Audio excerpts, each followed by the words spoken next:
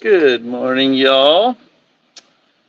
I'm just continuing to work on this Steinway, and I was having fun live streaming the other day, so I thought I might as well, if anyone wants to kind of see the continued process of putting this piano together, I might as well just keep streaming. So that's what we're doing.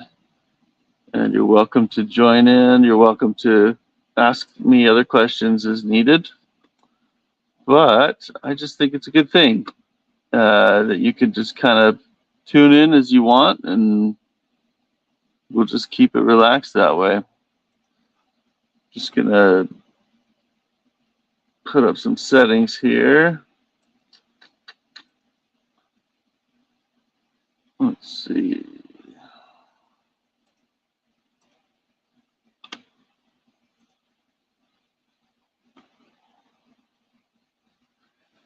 And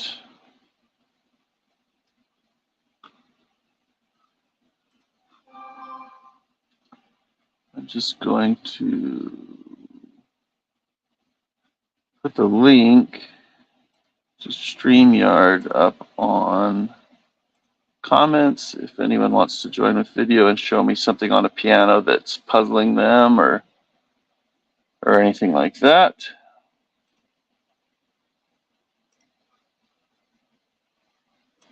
I want to make sure my settings on YouTube are all good. Okay.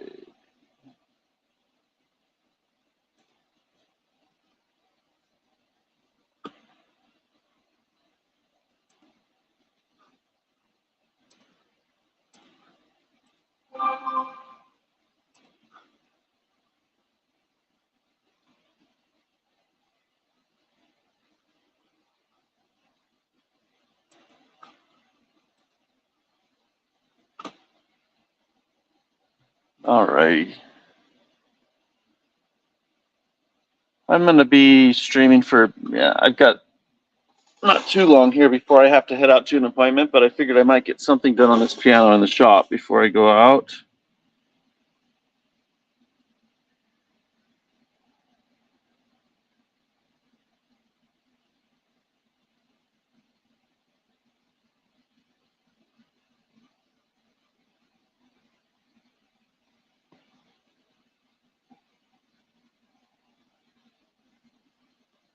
Okay. Let's see here. I think I got my settings the way I want.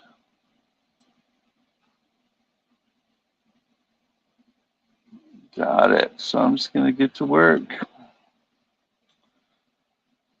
It's nice and early in the morning. Sometimes that's some of my most productive times. So I like to get to work early, get started in the shop, and then go out and do appointments. So I'm setting the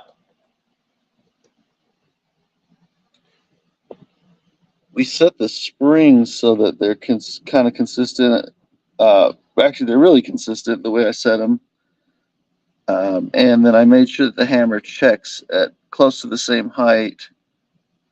And that's a good starting point for me to be able to adjust the jack position, which is down here, which is the part that actually lifts the hammer. This is the jack right here. This is the repetition lever, and the hammer knuckle should rest. The knuckle's this yellow thing. It should rest kind of evenly on the jack and the rep lever together when it's at rest, and that'll make sure so it returns to the same point each time after rest.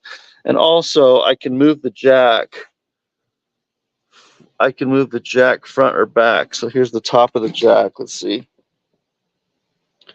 Here's the top of the jack. I can move it with a screw adjustment to be at rest either, further back or forward to line up with the middle of this of the knuckle.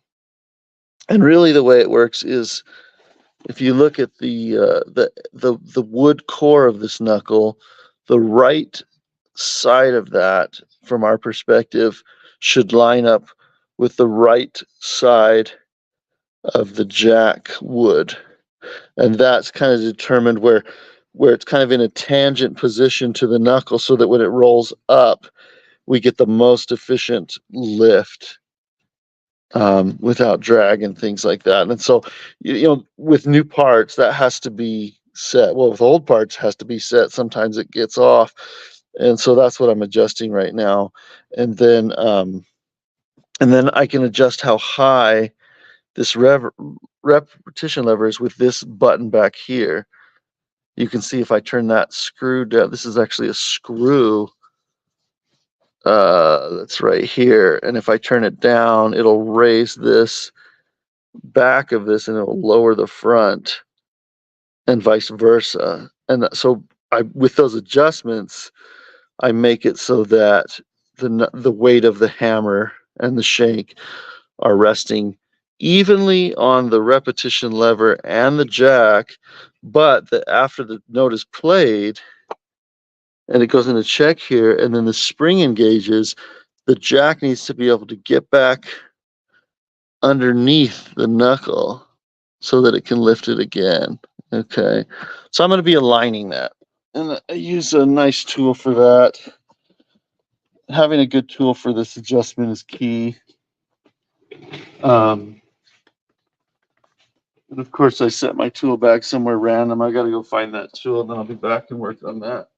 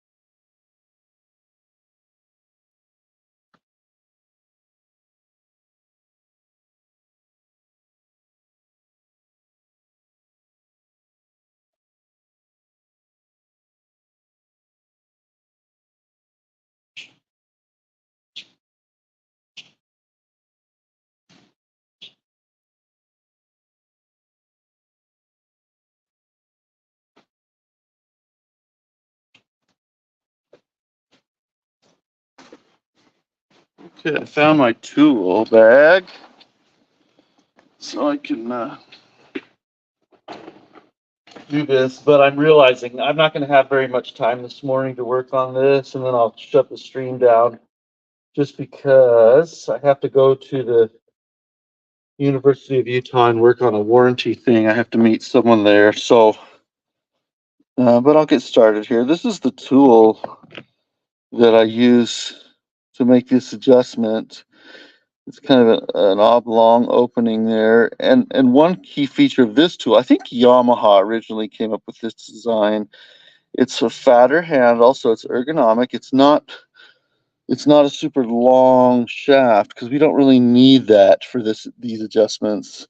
But it's meant to fit on these screws that I think they call them spade screws, where they're kind of mashed on the end. Let's see if I can get a clear picture of that. It's a common screw, you know, that we'll see in grand pianos. It's just kind of a mashed rectangle. So I'm going to go ahead and so the first thing so we're setting the position of the jack front to back to be efficiently underneath the knuckle that it lifts, where it lifts the hammer. And then after that, I'm going to set the height of the repetition lever in that order. So I'm going to go ahead and the way I do it is how do I do this? I'm trying to think with the camera. It's awkward here. I want to go. I remember how I do this. Okay. So I kind of look from, let's see if I can show this on one of the cameras here. At least. So I kind of split the keyboard up left and right when I do this adjustment. I'm gonna raise some hammers here, and I'm just gonna flip this up with my finger. Flip this up, and then And then I kind of, let's see if I can get a better view of that just for fun. This is also like higher. I'm just practicing getting good camera angles to show things, which is not always easy. Let's see. Okay, so I flip this up and then I push down on the repetition lever, and then I'll hear the shank click against this screw on the back, which is, we're not adjusting that screw right now, but that one, that's next. But what that does is it allows me, then I'm going to get down here with my head and I'm looking at that alignment of the jack to the knuckle. And in this case, the jack is too far forward. And so I'm going to turn a screw down here underneath and with this tool, and it allows me to move the jack back away from me, and now it's in the correct position for the knuckle. Now, yeah, that's essentially it. So then I'll just continue. It's pretty quick once you know what you're doing here. And this is a big deal, you know, because like if the jack is too far towards me, it's not directly under the knuckle, it's kind of like it's just glancing off the knuckle. You're not getting a real solid lift of the hammer, of the weight of the hammer. And pianists talk about kind of having continual control or kind of traction as the note is being played. Setting this adjustment helps that feel to be good. All right. And the way I look at it, I actually put my head not totally in line with this, so it ends up actually where my jack position, I favor it to be just a little bit away from me. So, you know, that perfect alignment of having the jack be, the back side of the jack be aligned with the back side of the knuckle core, it's actually a little further, the jack is actually a little further that way. And I find that gives a little bit better repetition and that feeling of control and traction for the pianist. So that's just one of my tricks to better repetition. But when what I do is I just kind of utilize the fact that when I look at this at an angle from a little bit this way instead of directly here, then when it looks straight to me, it's actually going to be setting it a little bit that way. And no, I don't think manufacturers are going to tell you to do it this way, but this is what I found just kind of boosts that repetition on the action a little bit. And so these are all new parts. They're pretty uniform, so I'm kind of making the same adjustment. All the jacks are just a little bit too far this way. Different people do this different ways. There's a little kind of tool that some people will use to index off the previous knuckle and then align it so that you're not having to crane your head this way or whatever, but I just prefer this. Some people will set it from the back side of the action. You know, I mean, there's more than one way to do it.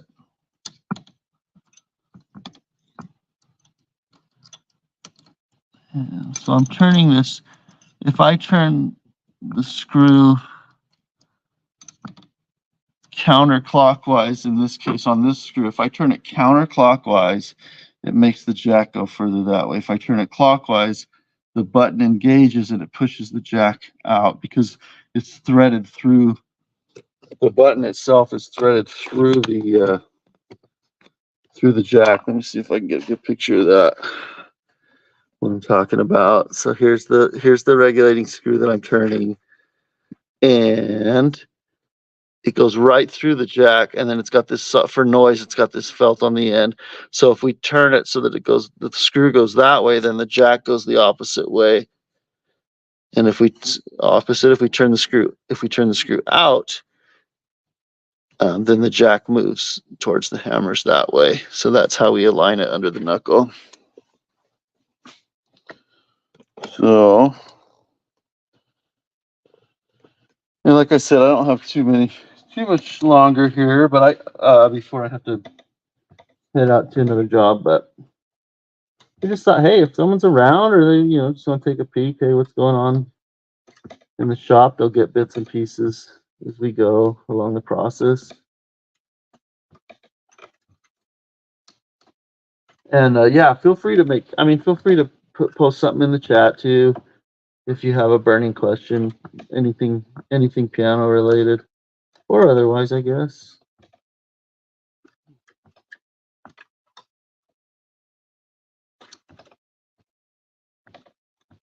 I don't know. I really like this streaming for some reason. I don't know. It's kind of worry free a little bit. I will be posting, of course, more videos too. My plan is to kind of consolidate repairs and adjustments on the piano into a large series of very short videos, like under 1 to 3 minutes, but that are really concise and effective in showing exactly what you need to do to make an adjustment or a repair. So that's my plan. That's kind of where I want to go with things. I think that will serve you. It doesn't waste your time. You don't have to wade through a super long video if you don't want to. You can review it easily. And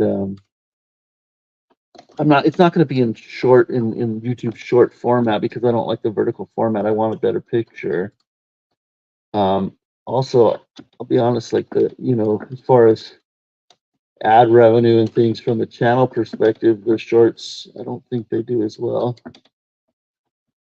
And I'm not going to lie, I am interested in earning revenue from my efforts, right? But the idea is that any one individual out there, you're not going to be dropping thousands of dollars to learn this. You're going to be, maybe an ad's going to pop up once in a while to inconvenience you. That's about it. Or maybe you'll need a tool or something, and you'll be able to buy it from me or from a link I provide. That's kind of if you're wondering what's my motivation. Yes, I want long-term residual income for my business and my family, of course. But and if I can do that in a fun way that helps other people, it's like that's a win-win. So that's kind of the thinking there. Let's see, got some. Oh, good morning to Cesar Martinez or Caesar Duncan. Good morning, Duncan. And Duncan's a friend of mine. He gets up early in the morning. I think a little earlier than me. Thanks for tuning in, guys.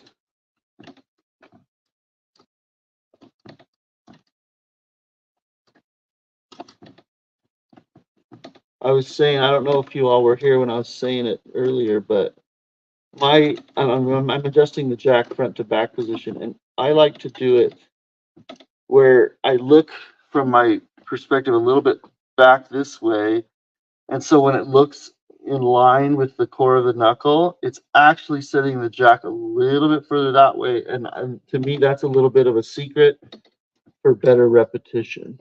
So just giving all my secrets away.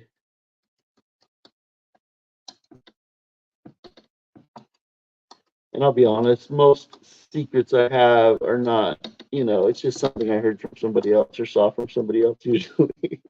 This one I think is original actually though, but Okay, so I got those from the middle all the way down through the base. And okay, what type of piano is this? This is a Steinway Model A. I can show you the actual piano that we're working on. It's been refinished. It's beautiful mahogany. It'll get its final polishing after we do and when I say polishing, it's going to be a satin, so it's going to be rubbed out. But it's 1901, and we did a new bridge cap on it. We did a lot of soundboard repairs, which you're not going to see really obviously. You might see some darker lines through here. This this board was just completely fractured and hashed, and the customer couldn't afford a new soundboard. And honestly, it sounded pretty good, even with a ton of cracks in it. We did put a new pin block in, of course, restrung it and set the, made the adjustments on it so that. But this piano actually is going to have a really good sustain and sound. You're not going to hear it on the streaming camera, but that's what kind of piano it is. To answer your question, Steinway Model A. It's a long. Steinway made a few different Model A's. This is called a long A. Of the different iterations that they did.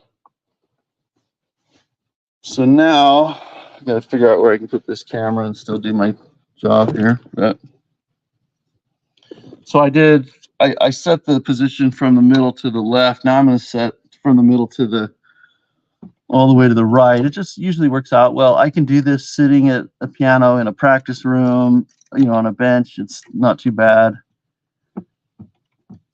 And this little flipping thing where I flip it up and rest it on the screw and then just let go to do it. I got that from a friend that I met in a Steinway class, but he went to the Yamaha school in Japan. I think he was from Japan, and he did this, and he just went through it, and it was just so fast. I just really liked, so I just copied him, whatever he did. And so all these jacks are too far towards the keys. They're just not sitting very squarely under the knuckle. So the effect would be, they would kind of glance off the knuckle in playing the piano. It's just not as efficient of a lift. But when I regulate, I kind of think of it as, okay, I've got to do all this stuff so that I can set my blow distance, which is the distance of the hammers to the strings when they're at rest, from their starting point, which is kind of really the big deal as far as regulating the piano, adjusting it so it works properly. And these adjustments kind of play a more minor role, but they're still crucial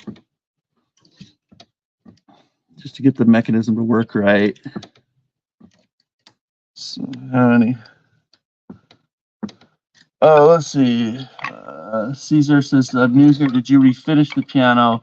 No, I not personally. I have we have an excellent refinisher, two excellent refinishers here in Utah. They're related to each other, and so I farm that out.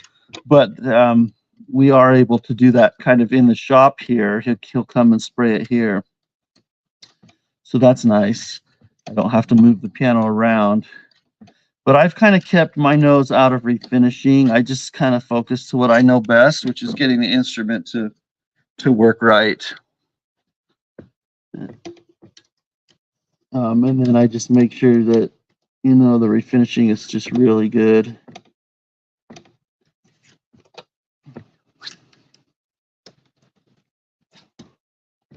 We will, we'll strip a piano and prep it and sand it or whatever to help out the refinisher.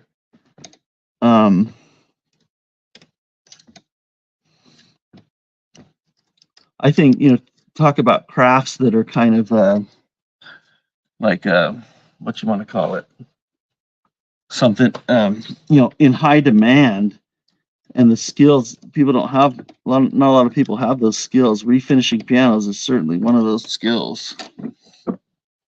So I usually like to, I don't know if you noticed, but I kind of clear. Oh, look at that! I just broke a hammer right in front of you like that. Oh well. What I'm going to do is I'm going to replace it with the. Luckily, I have a trusty dusty replacement not too far away. Yeah, so don't hit hammers when they're sticking up to the side. But you might think, oh, that's a really big deal. But if you have the right tools and parts, it's not such a big deal. I'm actually really glad this happened. Okay, so what happened now? So I totally just broke this part, probably because I was jabbing, not paying attention to what I was doing. So what do I need? In this case, I need a new shank. and I need to re-glue this hammer onto that shank in the same way that this was.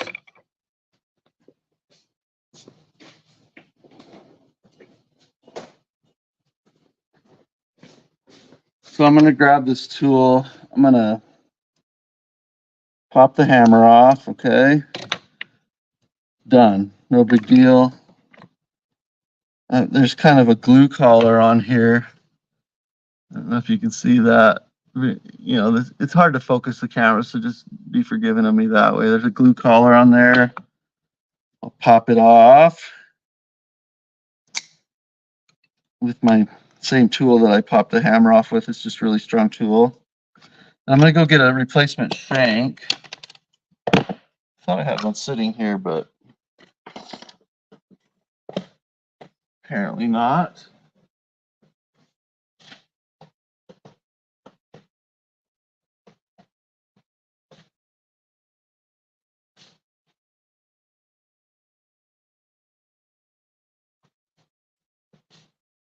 Well, one of my coworkers took the box of parts that I need. I have a replacement shank here, but this is a treble. This is for a treble. It's skinnier, you know. It's tapered, so I can't use that one. And then I have a huge box of replacement Steinway shanks, and someone took them to make a repair. So I'm not going to finish that this morning, and I've got to head out anyway. But hey, thanks for joining. Anyone who joined in, this is just a little snippet. I plan on just kind of streaming here and there as I work on this, but we'll get to it. So, but basically, I'm going to put the new shank on, glue the hammer on, and I got to trim the shank and things like that. It's not too big a deal. So, you know, if you're working on a certain type of piano regularly, it's a great idea to have replacement parts for that piano on hand. I mean, you'd think that would go without saying, right? But I don't know. Sometimes we just get busy tuning and we just don't take the time to order things. But I'll have to get back to that later. But anyway, thanks for joining. We'll see you later.